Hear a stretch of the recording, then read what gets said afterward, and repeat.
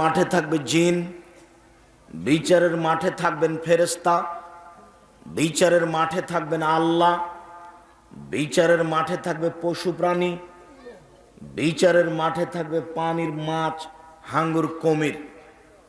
জঙ্গলে, মাটিতে, পানিতে যা কিছু আছে সব প্রাণী থাকবে বিচারের মাঠে। কি দিয়ে বুঝাই আপনাকে আমি বিচারের মাঠ কত বড়? আল্লাহ তাআলা বলেছেন, ওয়াইদাল আরজ মুদ্দাত, যেদিন পৃথিবীকে সম্প্রসারিত করা হবে। পৃথিবী এখন যত বড় আছে তার চেয়ে হাজার লক্ষ কোটি গুণ বড় করা হবে বিচার করার জন্য। কিভাবে বড় করবেন তিনি জানেন। অহ আলা কুল্লি শাইইন কাদির, তিনি সর্বশক্তিমান। সম্মানিত দিনী ভাই বোন, জাহান্নামের আলোচনায়, কিয়ামতের আলোচনায়, বিচারের মাঠের আলোচনায় আল্লাহর ক্ষমতাও বোঝা যায়। কোনো দিন বলেছি এই 30 পারা কোরআন মাজিদে কি আছে, বিশাল গ্রন্থ। জীবনে একবার শুরু থেকে নিয়ে শেষ পর্যন্ত পড়ে উঠতে পারি না। চেষ্টা করি রমজান মাসে, তাও তো হয় না। যদিও পড়ার নিয়ম সর্বনিম্ন 3 দিন, 3 দিনে একবার কোরআন মাজিদ পড়তে হবে, অন্যথায় 7 দিন, অন্যথায় 15 দিন, অন্যথায় 1 মাসে অন্তত একবার পড়তে হবে মর্মে রাসূল সাল্লাল্লাহু আলাইহি সাল্লাম বলেন। জানি না এই 30 পারা কোরআন মাজিদে কি আছে, এত বড় বিশাল গ্রন্থ। বেশি কিছু নেই, 3-4টা বিষয়ে আলোচনা আছে। তার একটা আছে আল্লাহর ক্ষমতা। শুধুমাত্র ক্ষমতা দেখিয়ে তিনি কোরআন মাজিদকে ভরে ফেলে দিয়েছেন। ক্ষমতা দেখাতে গিয়ে তিনি দেখিয়েছেন আকাশ জমিন। কে পারে আকাশ বানাতে, কে পারে জমিন বানাতে? আমি একাই পারি, পৃথিবীর কেউ পারে না। ভাঙতেও পারে না, গড়তেও পারে না। পৃথিবীর জন্মলগ্নে আকাশ জমিন তৈরি করে ছেড়ে দিয়েছি, কিয়ামত পর্যন্ত ছেড়ে রাখলাম। পারলে কেউ ঠেকাবে? জিন ইনসান ফেরেশতা, জিন ইনসান ফেরেশতা। পৃথিবীর কোনো প্রাণী আকাশ জমিনের হাতে, আকাশ জমিনের গায়ে হাত লাগাতে পারবে না, এরকম কেউ বানাতে পারবে না। এটা তার একক ভিন্ন ধরনের ক্ষমতা। এইটা দিয়ে তিনি কোরআন মাজিদকে ভরে ফেলেছেন। 2 নম্বর দেখিয়েছেন চন্দ্র সূর্য কিভাবে আসে, কিভাবে যায়, কিভাবে বাড়ে, কিভাবে কমে। পৃথিবীর কোনো মানুষ, পৃথিবীর কোনো জিন, পৃথিবীর কোনো ফেরেশতা এর 19-20 ঘটাতে পারবে না। এরকম ক্ষমতা মানুষজন ফেরেশতার হাতে নেই, তার একক ক্ষমতায় চলছে। দেখিয়েছে তিনি ক্ষমতা চন্দ্র সূর্যের। যেখানে সেখানে আলোচনা, কোরআনকে ভর্তি করেছেন আলোচনা দিয়ে। তিনি তার ক্ষমতা দেখাতে গিয়ে দেখিয়েছেন রাত দিন কিভাবে আসে, কিভাবে যায়, কিভাবে বাড়ে, কিভাবে কমে। পারে কেউ ঠেকাতে? পারে কি কেউ দিন কমাতে? পারে কি কেউ রাত কমাতে? দেখুক না, শতাব্দীর পর শতাব্দী, যুগের পর যুগ, কালের পর কাল মানুষের উপর দিয়ে পার হয়ে চলে যাচ্ছে। পারে না তো কেউ রাতকে ঠেকাতে, পারে না তো কেউ দিনকে ঠেকাতে। এরই নাম একক ক্ষমতা। এইটা তিনি দেখিয়েছেন কোরআন মাজিদে, পাতায় পাতায়, যেখানে সেখানে, বহু স্থানে। ক্ষমতা দেখাতে তিনি দেখিয়েছেন আকাশ থেকে বৃষ্টি বর্ষণ করে অনাবাদ জমিতে ঘাস গজিয়েছি। পারে না কেউ বৃষ্টি দিয়ে ঘাস গজাতে, আমি একক ক্ষমতায় পারি। তিনি ক্ষমতা দেখাতে গিয়ে দেখিয়েছেন বড় বড় শক্তিশালী যারা, তাদের আমি মেরে দিয়েছি, কেউ আমার বিচার করতে পারেনি। আদ সামুদকে, ফেরাউনকে আমি ধ্বংস করে দিয়েছি, ধূলিসাৎ করে দিয়েছি, কেউ আমার বিচার করতে পারেনি। একক ক্ষমতাই চলে। এত শক্তিশালী ছিল তারা। আল্লাহ নিজে বলছেন লাম ইউখলাক মিসলুহা ফিল বিলাদ, তাদের মতো শক্তিশালী ক্ষমতাধর জাতি আমি আল্লাহ পৃথিবীতে আর কখনো কোথাও সৃষ্টি করব না, এ কথা আল্লাহ তাআলা বলেন। এরপরেও তাদেরকে একেবারে ঝড় বৃষ্টি দিয়ে, ঝঞ্ঝা বায়ু দিয়ে একাকার করে দিয়েছেন। তারা বিচার করতে পারবে এ হিসাব আল্লাহ করেন না, তার নাম ক্ষমতা। মূলত তিনি কোরআন মাজিদে ক্ষমতা দেখিয়েছেন। তারপরে অল্প অল্প আছে কিছু বিধান। সালাত আদায় করতে হবে, যাকাত দিতে হবে, চুরি করলে হাত কাটা যাবে, ওযু করতে হবে, এ আছে কিছু কথা। তারপরে যেটা তৃতীয় আছে সেটা হলো গাফুর, রহমান, রাহিম। পুরো কোরআন মাজিদে তিনি গাফুর দিয়ে, রহমান দিয়ে, রাহিম দিয়ে, ক্ষমা দিয়ে, দয়া দিয়ে ভরে ফেলে দিয়েছেন। না পড়তে পারি না বুঝতে পারি, পশু প্রাণীর মতো জীবনটা পার হয়ে গেল। বুঝেও বুঝলাম না, অন্তর আছে বুঝি না, দেখেও দেখলাম না, চক্ষু আছে দেখি না, শুনেও শুনলাম না, কান আছে শুনি না। পশু প্রাণীর মতো সময় পার হয়ে গেল, মরণ ঘটে গেল। 30 পারা কোরআন মাজিদে কি আছে তা বুঝার মতো, পড়ার মতো পরিবেশ পরিস্থিতি আসলো না, এমনিতেই চলে গেলাম। কত জায়গাতে যে রহমান, রাহিম, গাফুর লেখা আছে তা আপনাকে আমি বুঝাতে অক্ষম। সম্মানিত দিনী ভাই বোন, একেবারে গাফুর দিয়ে, রহমান দিয়ে, রাহিম দিয়ে, রাউফ দিয়ে, অদূত দিয়ে আল্লাহ তাআলা কোরআন মাজিদকে ভরে ফেলে দিয়েছেন। এরই ফাঁকে ফাঁকে আছে কিছু জাহান্নাম জান্নাতের আলোচনা। এ হলো 30 পারা কোরআন মাজিদের আলোচনা। বিশাল 30 পারা কোরআন মাজিদের আলোচনা আপনার সামনে পেশ করা হলো। সম্মানিত দিনী ভাই বোন, জাহান্নামকে বিচারের মাঠে টেনে নিয়ে যাওয়া হবে। বিচারের মাঠ কত বড়, সংক্ষিপ্ত পরিচয়ে বুঝলাম জাহান্নাম। এবার জাহান্নামকে বিচারের মাঠে টেনে নিয়ে যাওয়া হবে মর্মে আল্লাহ তাআলা বলেন, ও জি ইয়াউমা ইদিম বিজাহান্নাম, জাহান্নামকে টেনে হেঁচড়ে বিচারের মাঠে নিয়ে যাওয়া হবে। তার মানে জাহান্নাম প্রস্তুত আছে। জি, জাহান্নামও প্রস্তুত আছে, জান্নাতও প্রস্তুত আছে। ওই যে বক্তাদের মুখে শুনেছেন কেসা কাহিনীর ফাঁকে জাহান্নামের আলোচনায় আল্লাহর নবী যখন জাহান্নামের দিকে লক্ষ্য করলেন, দেখলেন জাহান্নামের বেশিরভাগই মহিলা। জাহান্নাম পরিপূর্ণ আছে মহিলা দিয়ে। রাসূল সাল্লাল্লাহু আলাইহি সাল্লাম বলেন, সিনফান মিন আহলিন নার লা মারাহুমা, 2 শ্রেণীর মানুষ জাহান্নামে যাবে যাদের আমি দেখিনি। 2 শ্রেণীর মানুষ জাহান্নামে যাবে যাদের আমি দেখিনি। 2 শ্রেণীর মানুষ জাহান্নামে যাবে যাদের আমি দেখিনি। এক, কওমুন মাহুম সিয়াতুন, 1 শ্রেণীর মানুষ তাদের হাতে থাকবে লাঠি, কাজ নাবিল বাকারে, গাভীর লেজের মতো। হাতের লাঠির একদিক হবে মোটা আর একদিক হবে চিকন, এজরব বেহান নাস, তা দিয়ে তারা মানুষকে মারবে। এরা জাহান্নামে যাবে।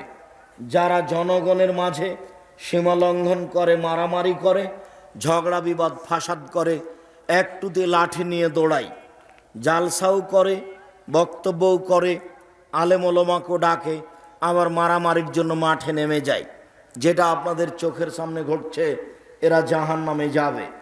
2, নিসাউন, মহিলা, কাসিয়াতুন, কাপড় পরে থাকে, আরিয়াতুন, উলঙ্গ, কাপড় পরেও পরে না তারা। রৌসহন্না কাসনেমাতিল বক্তিল মায়লা, তাদের মাথা হবে বক্র বদ উটের মতো, হেলে দুলে চলবে, মাথায় কাপড় দিবে না, বক্র বদ উটের মতো হেলে দুলে চলবে। এরা লায়াত খোলাল জান্না, এরা জান্নাতে প্রবেশ করবে না। অলাইয়াজেদনা রিহাহা, এরা জান্নাতের গন্ধ পাবে না। আয়না রিহা লা তৌজাদু মিন মাসিরাতে কাদা ওয়া কাদা, যে জান্নাতের গন্ধ অনেক দূর থেকে, 1 বছরের দূরত্ব পথ থেকে পাওয়া যায়, সেই গন্ধ তারা পাবে না। এসব মহিলারা জাহান্নামে যাবে। জাহান্নামের বেশিরভাগ মানুষ হবে নারী। রাসূল সাল্লাল্লাহু আলাইহি সাল্লাম বলেন, 3 শ্রেণীর মানুষ জাহান্নামে যাবে। রাসূল সাল্লাল্লাহু আলাইহি সাল্লাম বলেন 3 শ্রেণীর মানুষ জাহান্নামে যাবে। 1, মদমিনুল খামর, নিয়মিত বিড়ি, তামাক, জর্দা, সিগারেট, গুল, নেশাদার দ্রব্য খায় পান করে যারা, তারা জাহান্নামে যাবে। 2, ওর রাজলাতু মিনান নিসায়ে, পুরুষের বেশধারী নারী যারা, যারা পুরুষের জুতা স্যান্ডেল পরে, যারা পুরুষের শার্ট প্যান্ট পরে, যারা পুরুষের সাথে সম্পর্ক বজায় রেখে চলে, এরা জাহান্নামে যাবে। 3, অদায়ুস আল্লাযী ইকিররু ফি আহলি আল খাবাসা, ওইসব পিতা, ওইসব ভাই, ওইসব বাপ যারা বাড়িতে বেহায়াইয়ের সুযোগ দিয়েছে, নগ্ন পোশাকে মেয়ে স্কুল কলেজে পড়ে, বাপ চলে গেছে লন্ডন আমেরিকা চিল্লাই, আর মেয়ে ঢাকা বিশ্ববিদ্যালয়ে পড়ে নগ্ন অবস্থায়। বাপও জানে ভালো, বেটিও জানে ভালো, উভয়েরই জানা আছে এদের জন্য জাহান্নাম অপেক্ষা করছে বলে মোহাম্মদ সাল্লাল্লাহু আলাইহি সাল্লাম বলেছেন, আমিও অনুবাদক মাত্র। 1450 বছর পূর্বে মোহাম্মদ সাল্লাল্লাহু আলাইহি সাল্লাম এভাবেই বলেছেন, জাতির যদি রাস্তাঘাট করে দিতে না পারি, জাতির যদি স্কুল কলেজ করে দিতে না পারি, জাতিকে চূড়ান্ত সঠিক ধর্ম দিতে পারবো ইনশাআল্লাহ। ধর্মের ব্যাপারে জাতিকে ফাঁকি দিয়ে পরকাল হারাতে রাজি নই।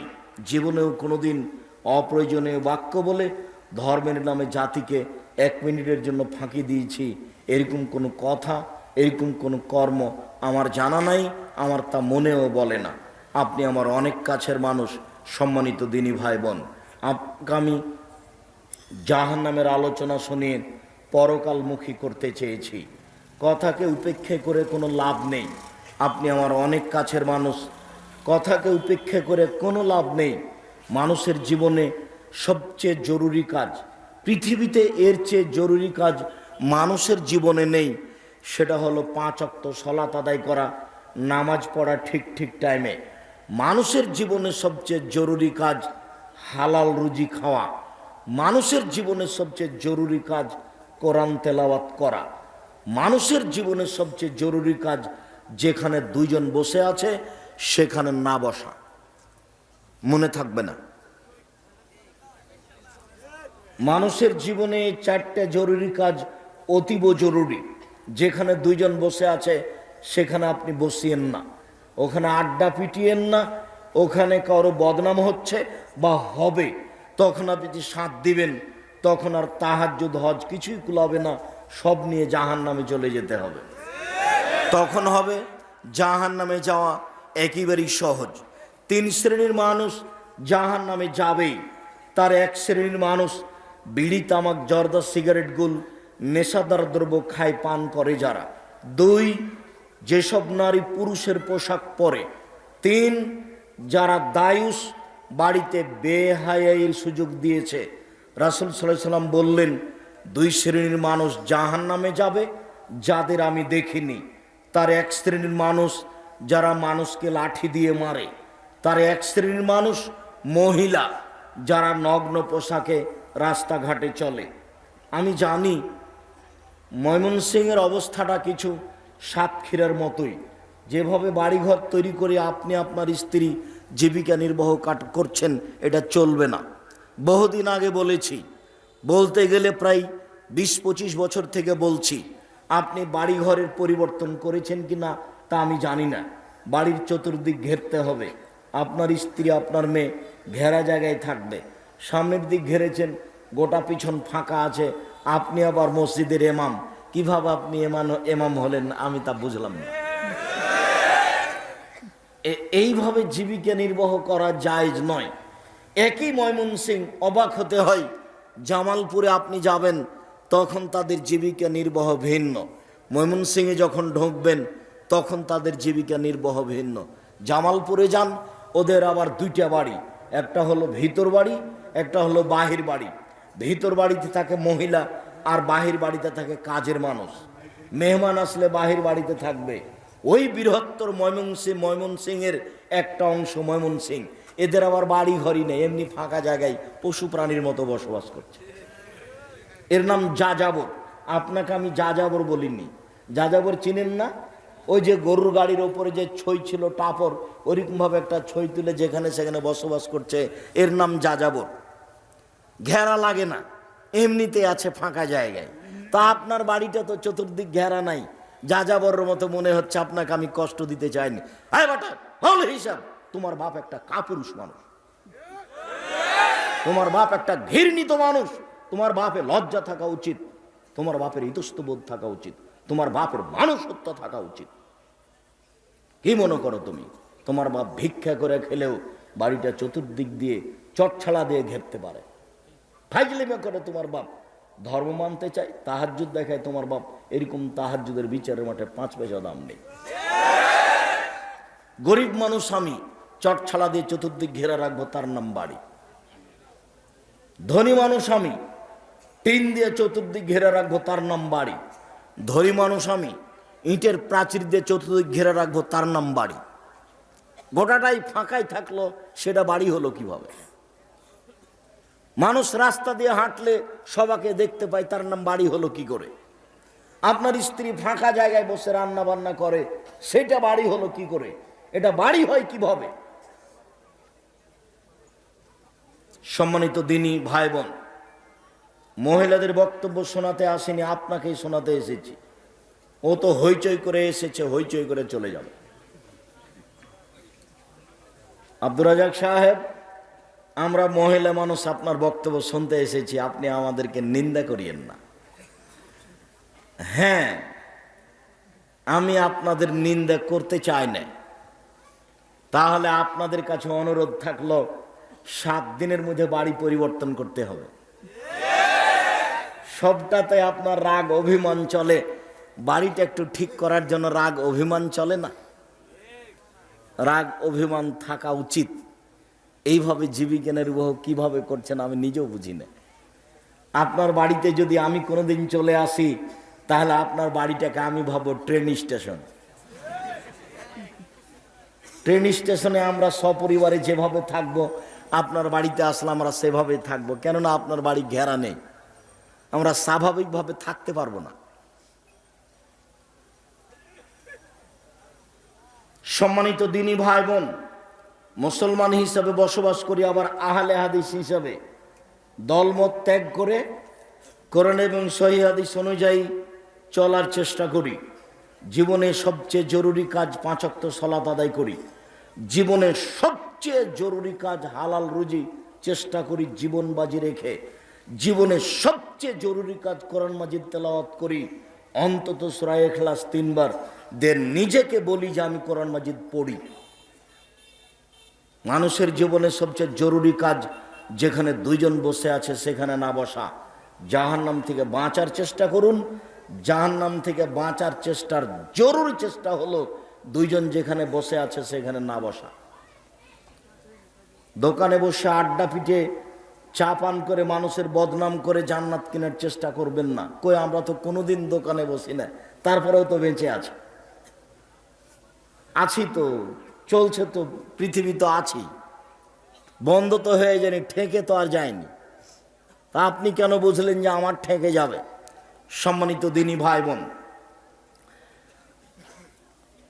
আনাস রাদিয়াল্লাহু তাআলা আনহু বলেন, আব্দুল্লাহ ইবনে মাসউদ রাদিয়াল্লাহু তাআলা আনহু বলেন, বিচার মাঠে জাহান্নামকে টেনে হেঁচড়ে নিয়ে যাওয়া হবে। আল্লাহ সাবুন আলফা জেমাম, জাহান্নামের গায়ে 70,000 লোহার রশি লাগানো থাকবে। মা কুল্লি জেমামিন সাবুন আলফ, প্রত্যেক রশির সাথে থাকবে 70,000 ফেরেশতা। একজন ফেরেশতার এত ক্ষমতা, এই বিশাল পৃথিবীতে এভাবে হাত ঢুকিয়ে গোটা পৃথিবীটা একজন ফেরেশতা উল্টে দিতে পারে। এত ক্ষমতার অধিকারী ফেরেশতা, এক একটা রশিতে 70 জন থাকবেন। আপনি মনে করলেন মালাকুল মওত একজন। আব্দুর রাজাক সাহেব, মালাকুল মওত জান কবজ করার জন্য মানুষের মাথার পাশে বসে। তা আমাদের বাড়িতে এসেছেন, তাহলে আর এক বাড়িতে লোক এই সময়ে মারা যাচ্ছে কিভাবে? 1 মিনিটের মধ্যে সারা পৃথিবীতে এত মানুষকে তিনি মারেন কিভাবে? মালাকুল মওত একজন ফেরেশতা, যাকে আপনারা বলছেন আজরাইল। আজরাইল নামটা ভালো হয়নি, এটা ফার্সি নাম, এটা গালির মধ্যে চলে গেছে। এই ফেরেশতার নাম মালাকুল মওত, ওটা আল্লাহর নবী দিয়েছেন। মনে রাখবেন, এরই নাম ক্ষমতা। আল্লাহ যদি মালাকুল মওতকে বলেন যে মালাকুল মওত, চোখটা খুলে বন্ধ করতে যত সময় লাগছে, এই সময়ের মধ্যে সারা পৃথিবীর মানুষকে মারতে হবে। মালাকুল মওত সারা পৃথিবীর মানুষের মাথার পাশে বসে মানুষের আত্মা বের করবেন এই চোখের পলকের মধ্যে। তার নাম ক্ষমতা। আপনি তার কাজকে নিজের মতো বুঝলে হবে না, আল্লাহর কাজকে আল্লাহর ক্ষমতার মতো বুঝতে হবে, তাহলে এটা সহজ হবে। প্রত্যেকটা রশির সাথে থাকবেন 70,000 ফেরেশতা। টেনে হেঁচড়ে বিচারের মাঠে জাহান্নামকে নিয়ে যাওয়া হবে। অবাক কথা যে জাহান্নাম কথা বলতে পারে। তাহাজ্জাতিন নার ওয়াল জান্নাহ, বিচারের মাঠে জাহান্নাম ও জান্নাত আল্লাহর সাথে হইচই লাগিয়ে দিবে। ফাকালাতিন নার, জাহান্নাম বলবে, লেমা উসিরতু বিল মুতাজাব্বিরিন আল মুতাকাব্বিরিন, আমার ভিতরে স্বৈরাচারী, স্বেচ্ছাচারী, অহংকারী, বদমেজাজি কেন? এটাই হলো তার আল্লাহর সাথে তর্ক। আল্লাহ, আমার ভিতরে স্বৈরাচারী, স্বেচ্ছাচারী, অহংকারী, বদমেজাজি কেন? তখন আল্লাহ বলবেন, এই শোনো, ইন্নামা আনতি গাজাবি, জাহান্নাম তুমি আমার রাগ, তুমি আমার ক্রোধ। যারা জীবনে স্বৈরাচারী হয়ে চলেছে, যারা মানুষের প্রতি জুলুম করেছে, ক্ষমতা দেখে মানুষকে জেলে দিয়েছে, ক্ষমতা দেখে মানুষের জমি দখল করেছে, ক্ষমতা দেখে মানুষকে অপমান করেছে, ক্ষমতা দেখে মানুষকে বাড়ি থেকে বের করে দিয়েছে, আমি এরকম স্বৈরাচারী, স্বেচ্ছাচারী, বদমেজাজি, অহংকারীকে শাস্তি দেওয়ার জন্য তোমাকে প্রস্তুত করেছি। জাহান্নাম তুমি মনে রেখো, এর নাম আনতি গাজাবি, তুমি হচ্ছে আমার রাগ, তুমি আমার ক্রোধ। যার উপর আমার রাগ আছে, ওর দেব বেকমানা সবে নেবাদী, তাকে আমি তোমাকে দিয়ে শাস্তি দেব, এই জন্য তোমাকে আমি সৃষ্টি করেছি। জাহান্নাম তুমি মনে রেখো, স্বৈরাচারী, স্বেচ্ছাচারী, বদমেজাজি মানুষ ক্ষমতা দেখে জুলুম করে পৃথিবীতে বেঁচে থেকেছে, ওর জন্য আমি তোমাকে প্রতীক্ষমান রেখেছি। জোর করে 1 মিনিট বেঁচে থাকার কোনো প্রয়োজন নেই। জুলুমবাজি করে 1 মিনিট বেঁচে থাকার প্রয়োজন নেই। আর একজনকে অপমান করে, অপদস্থ করে পৃথিবীতে বেঁচে থাকার কোনো প্রয়োজন নাই। অল্প সময়, একেবারে অল্প সময়। যুবকদের আমি তোমাদের বলছি, তোমরা মনে রেখো, একটুতে রাগ করে কাউকে গালি দিয়ে বসো না, একটুতে রাগ করে কার উপরে ক্ষিপ্ত হয়েও না। দল পার্টি করতে গিয়ে মিছিল করে আর একজনকে জেলে দেওয়ার চেষ্টা করিও না, ফল তোমাকে একদিন ভোগ করতে হবে, আজ হোক আর কাল হোক। পৃথিবীর শক্তিশালী যারা, তারা চলে গেছে, আমরা তাদের কাছে কিছুই নই, কাজে আমরা যাওয়ার পথে রয়েছি। এই তো আমি সেদিন দেখলাম দুরুল আইয়ুবীকে বক্তব্য দিতে, এই তো সেদিন দেখলাম আমি আব্দুস সাত্তার ত্রিশালীকে বক্তব্য দিতে। আব্দুস সাত্তার ত্রিশালী আমার গায়ে হাত দিয়ে বলছে, ও মহাদ্দেশ ছোট ভাই আমার। উনি খুব স্নেহ দেখিয়ে বলেছিলেন, কথাটা আমার মনে আছে। আর আমি যেদিন মাঠে নেমেছি সেদিন থেকে আমি আলহামদুলিল্লাহ অনার গোল হাদিস অনুবাদ করতে পারি, হাদিসের বাক্যের আগে পিছিয়ে হবে না। আলহামদুলিল্লাহ, একটা বড় থেকে যদি বড় হাদিস অনুবাদ করি, যেভাবে আছে ওভাবেই হবে।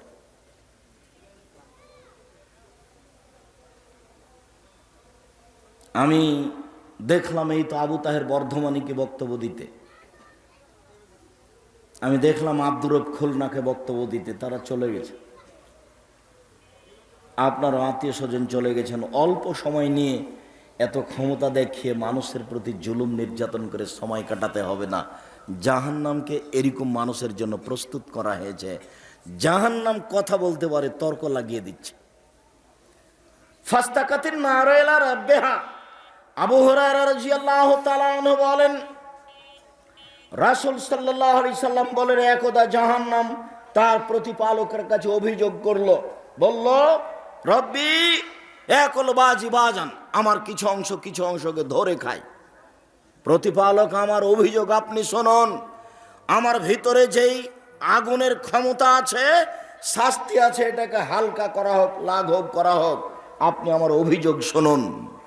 আল্লাহ বললেন, আচ্ছা ঠিক আছে, জাহান্নাম ফাওজানা বিনাফসাইনে ফাওজানা লাহা বিনাফসাইনে, জাহান্নাম আর আমি তোমার অভিযোগ শুনে নিলাম, তোমাকে আমি শ্বাসের সুযোগ দিলাম। 2টা শ্বাস ছাড়ো, একবার ঠান্ডা এলাকা থেকে শ্বাস ছাড়ো, একবার গরম এলাকা থেকে শ্বাস ছাড়ো। গরম এলাকা থেকে শ্বাস ছাড়লে পৃথিবীর 6 মাস গরম থাকবে, ঠান্ডা এলাকা থেকে শ্বাস ছাড়লে পৃথিবীর 6 মাস গরম থাকবে, তোমার ভিতরটা একটু হালকা হবে। জাহান্নাম তোমার অভিযোগ মেনে নিলাম, শোনো, একবার শ্বাস ছাড়ো আর একবার শ্বাস গ্রহণ করো। ছাড়লে পৃথিবী 6 মাস গরম থাকবে, আর নিলে পৃথিবী 6 মাস ঠান্ডা থাকবে। জাহান্নাম আমি তোমার অভিযোগ শুনে নিলাম, ঠিক আছে আমি একটু হালকা করে দিলাম। জাহান্নাম কথা বলতে পারে। আবু সাঈদ খুদরি রাদিয়াল্লাহু তাআলা আনহু বলেন, লা ইয়াজালু জাহান্নাম ইউলকা, জাহান্নামে মানুষকে বিচারের মাঠে নিক্ষেপ করা হবে। অতাকুল হাল বিন মাজিদ, আর জাহান্নাম বলতে থাকবে আর কি কিছু আছে। জাহান্নাম বলতে থাকবে আর কি কিছু আছে। জাহান্নাম বলতে থাকবে আর কি কিছু আছে। শেষ পর্যন্ত ফাওয়াজা কাদামাহু ইয়াজাউকা রব্বুল ইজ্জাত কাদামাহু ফিহা, মহান আল্লাহ নিচে তার জাহান্নামের ভিতরে পাটা ঢুকিয়ে দিয়ে বলবেন, যখন পাটা ঢুকিয়ে দিবেন তখন জাহান্নাম বলবে কাত কাত কাত, যথেষ্ট যথেষ্ট যথেষ্ট। ইয়ানজাবি বাজিলা বাজিন, জাহান্নামের কিছু অংশের ভিতরে ঢুকে যাবে এবং এই কাত কাত বলে চিৎকার করবে। জাহান্নাম কথা বলতে পারে। একই হাদিসে দুইটা আলোচনা, ওইদিকে জাহান্নাম বলছে আর কি কিছু আছে, এদিকে জাহান্নাম বলছে যথেষ্ট যথেষ্ট, আর লাগবে না। একই হাদিসে দুই আলোচনা, বোঝা যাচ্ছে জাহান্নাম কথা বলতে পারে। সম্মানিত দিনী ভাই বোন, জাহান্নামের খড়ি হবে মানুষ ও পাথর, জাহান্নামে কয়লা থাকবে না। আল্লাহ তাআলা বলেন ওকুদুহা নাস ওয়াল হিজারা, জাহান্নামের খড়ি হচ্ছে মানুষ ও পাথর। আপনি বলতে পারেন আব্দুর রাজ্জাক সাহেব, মানুষ না হয় পাপ করেছে জাহান্নামে যাবে, পাথর কি করলো? ওই সব পাথর জাহান্নামে দেওয়া হবে যেসব পাথর দিলে জাহান্নামের আগুন ক্ষিপ্ত হয়ে উঠবে, এইটা একটা। আর আরেকটা এর অর্থ হতে পারে পাথর দিয়ে মাটি দিয়ে যত মূর্তি তৈরি করা হচ্ছে পৃথিবীতে, সব মূর্তিগুলোকে জাহান্নামে দেওয়া হবে জাহান্নামের আগুনকে ক্ষিপ্ত করার জন্য। আল্লাহ তাআলা বলেন জাহান্নামের খড়ি হলো মানুষ ও পাথর। জাহান্নামীদেরকে বেঁধে জাহান্নামে নিয়ে যাওয়া হবে, এমনি কোনো মানুষকে জাহান্নামে সহজে নিয়ে যাওয়া হবে না। আল্লাহ তাআলা বলেন খুজুহু ফাগুল্লুহু সুমাল জাহিমা সাল্লুহু, এদের ধরো, এদের শিকলবন্দি করো, এদেরকে টেনে হেঁচড়ে জাহান্নামের মাঝামাঝিতে নিক্ষেপ করো। নিয়ে যাওয়ার সময়তে ফেরেশতারা আরো কঠোরতা দেখাবেন, ধাক্কা দিয়ে পিছন দিক থেকে ধাক্কা দিয়ে মুখের ভরে তাকে ফেলে দিবেন, দিয়ে তাকে টেনে হেঁচড়ে জাহান্নামে নিয়ে যাবেন। কোনো মানুষ বিচারের মাঠ থেকে পালিয়ে যেতে পারবে না। এরপরেও পিছন দিকে হাত বাঁধা থাকবে কেন? এমন কোনো ক্ষমতা নেই কারো বিচারের মাঠে মুখ খুলতে পারে। সম্মানিত দিনী ভাই বোন, এরপরে হাত বাঁধা থাকবে কেন? হাত বাঁধা থাকবে তাকে অপমান করার জন্য। রংপুর গাইবান্ধা পলাশবাড়ির মুজিবুর বিএসসি বলেছিলেন, আমি এমনিতেই জেলে যাব, আমার হাতে হাত কড়া দেওয়া হয় না যেন। জাতি দেখবে মুজিবুর বিএসসির হাতে হাত কড়া দিয়ে নিয়ে যাওয়া হচ্ছে জেলে, এইটা তার জন্য অপমানজনক ছিল, তাই সেটা সে না করছিল। সম্মানিত দিনী ভাই বোন, পৃথিবীর কোনো স্বৈরাচারী, স্বেচ্ছাচারী, অহংকারী, বদমেজাজি জাহান্নামী এমনিতে জাহান্নামে যেতে পাবে না। পিছন দিকে হাত বেঁধে দিয়ে, পিটিয়ে, ধাক্কা দিয়ে, ফেলে দিয়ে, টেনে হেঁচড়ে তাকে জাহান্নামে নিয়ে যাওয়া হবে। এটা অপমান অবস্থায়, এমনি তো জাহান্নাম সামনে আছে।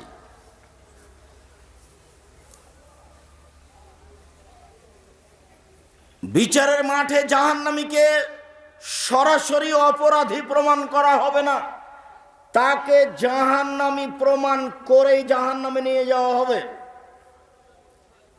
রাসূল সাল্লাল্লাহু আলাইহি সাল্লাম বলেন এনজুরু আইমানা মিনহু, যখন আল্লাহর সামনে মুখামুখি কথা বলবে কোনো দোভাষী থাকবে না। ডান দিকে লক্ষ্য করলে দেখতে পাবে মা ইয়ারা মা কাদ্দামা মিন আমালিহি, ইয়ারা মা কাদ্দামা মিন আমালিহি, জীবনে যত কর্ম করেছে সব দেখতে পাবে ডানে। এরপরে বামে লক্ষ্য করবে এরা মা কাদ্দামা মিন আমালিহি, যা জীবনে কর্ম করেছে সব দেখতে পাবে বামে। যা দেখলো ডানে তাই দেখবে বামে, যা দেখলো ডানে তাই দেখবে বামে। তাহলে নিজস্ব কর্ম দেখতে পাবে, দেখেই বুঝবে যে আমি নিজেই জাহান্নামের যোগ্য। সামনের দিকে তাকালে দেখবে ফায়ারান্নার, জাহান্নাম দেখতে পাবে, সে প্রতীক্ষমান রয়েছে মানুষকে ধরার জন্য।